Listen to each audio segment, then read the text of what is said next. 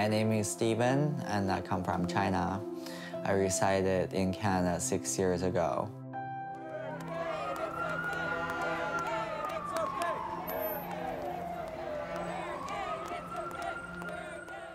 Last year, I made a refugee claim against my sexual orientation. Now I'm facing a risk of being deported to China.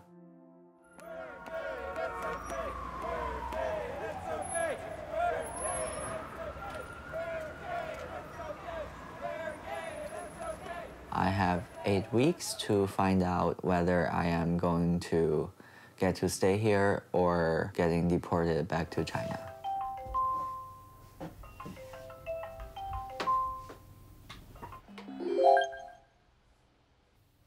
看得见吗？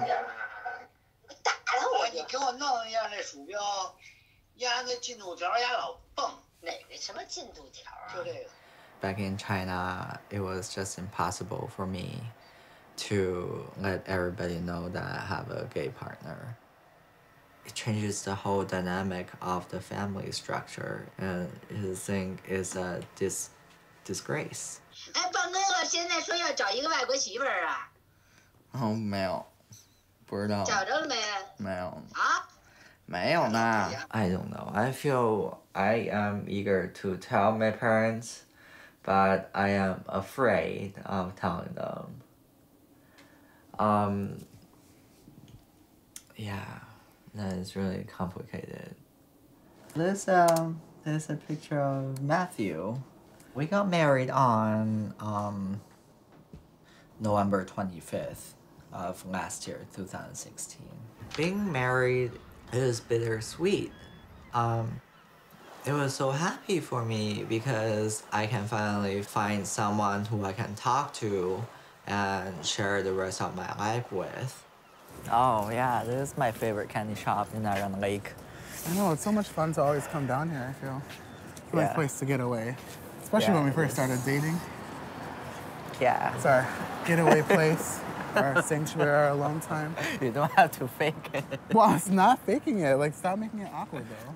Whenever Matthew asks me when we can do this or when you can gain the permanent resident status in Canada, and my answer is always, I don't know. What happens is we have to first get leave at the federal court, which means you have to show the federal court that there's some merit to your case. Unfortunately, it's just one of those cases that fell through the cracks.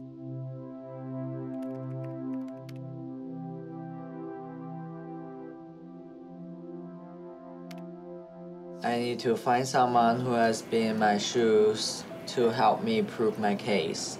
But I have never met anybody who has actually experienced the whole refugee process.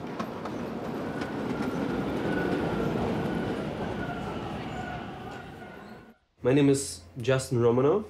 I'm from Russia, and I LGBT and political activist, refugee from Russia. You should do as much as you can in order to have a more positive chance to be approved. Very serious. It is very I serious. think when we came to community centers, we will tell these things. We're gonna say that you went through the refugee process, and right now you're in application, and you kind of need help. First, you should care about yourself. You should go to as much LGBT organization as you can, and then you will, every time you meet with the new people, you're going to increase the chance to stay in Canada. So welcome to the archives. The Canadian Lesbian and Gay Archives, we've been around since 1973. Books, photographs, video, audio, you name it, we have it. And here is our international vertical files. So although we're Canadian-based archives, we know the importance of LGBTQ material worldwide. And part of the reason why we keep this material is we know that there are many countries where LGBTQ material and history isn't going to be saved, it's going to be destroyed. Technically, you know, even though homosexuality may be illegal, there's no documented case of persecution. But it doesn't mean on the ground that people aren't getting persecuted. China's first gay pageant. Oh my God. It was canceled due to red tape and police.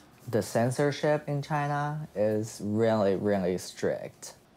You know, social issues don't get reported as much in China mainland. You really need to look at the practical reality of what's happening to people and less so like, you know, what the state says they're doing for the community, because especially in a country like China, you can't always trust what the state is saying. Oh, from silence to suicide, measuring a mother's loss. My childhood is about my mom and dad always fighting. When I was little, my mom or dad, if I have done anything wrong, they would lock me up in a room for hours. Or they would lock me up in the bedroom and beat the shit out of me.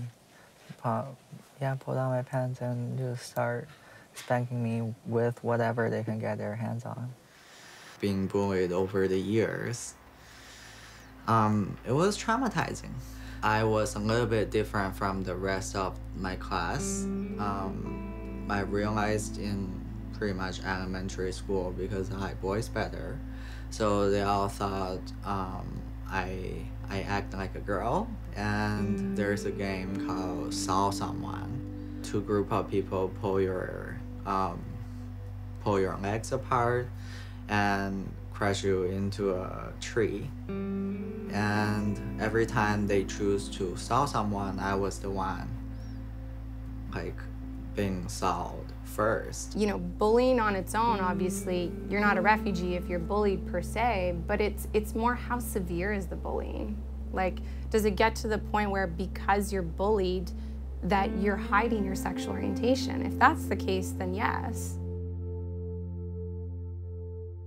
Welcome to my house in St. Catharines, and I'm going to spend the night over here with my family. Here comes your brother, Steven. This is my mom. Hi, honey. Her name is Kelly. Hi. Hi. So the college has mingled us through the homestay program since 2010 when I first got here, and this is a family I stayed. The first time I revealed my sexual orientation was to my sister. There was one time, I remember, we were drinking together, so I was feeling pretty good. He fell asleep, and I went over to draw on his face, and he woke up during it and screamed, and I like got marker all over me because I was freaking out. But those are probably my favorite memories, just because it felt like we were brother and sister the whole time, and you know, like we didn't go through that teasing when we were little, so I took it out on him a little more than I probably should have.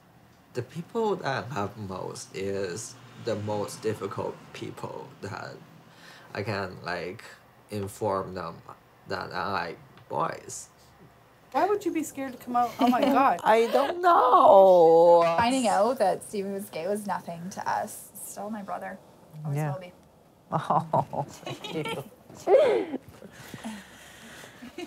All my boundaries came down. All my defense just broke down, meltdown, whatever.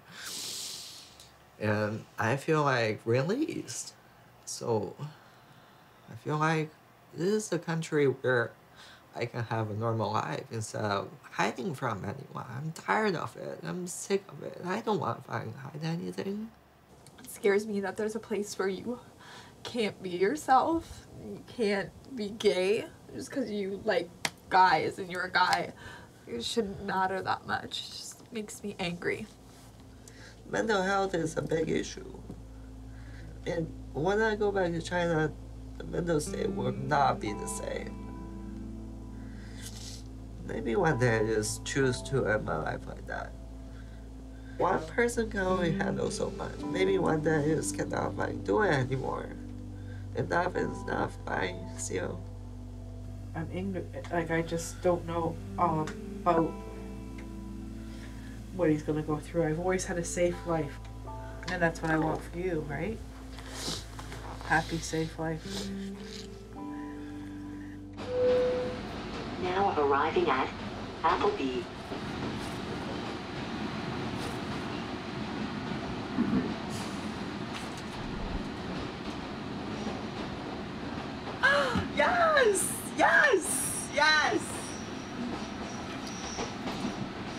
So the first stage was a success.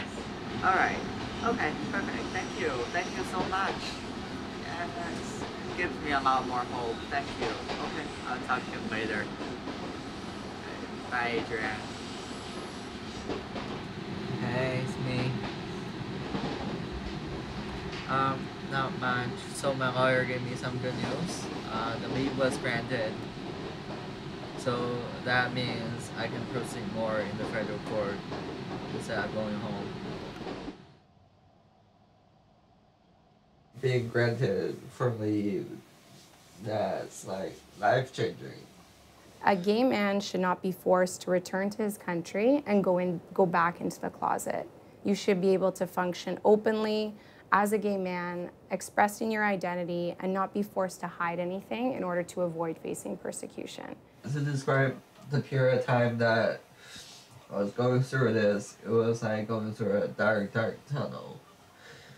Pitch black, and all of a sudden, you know, you're at the end of the tunnel seeing some light coming through. It's definitely it did not come easy, like everybody knows. If I were to be deported to China, I wouldn't change my view about Canadians and Canada as a country. Because I still have the good faith in people, and I don't live in my life what I have experienced before. But once they know me, they will understand where I come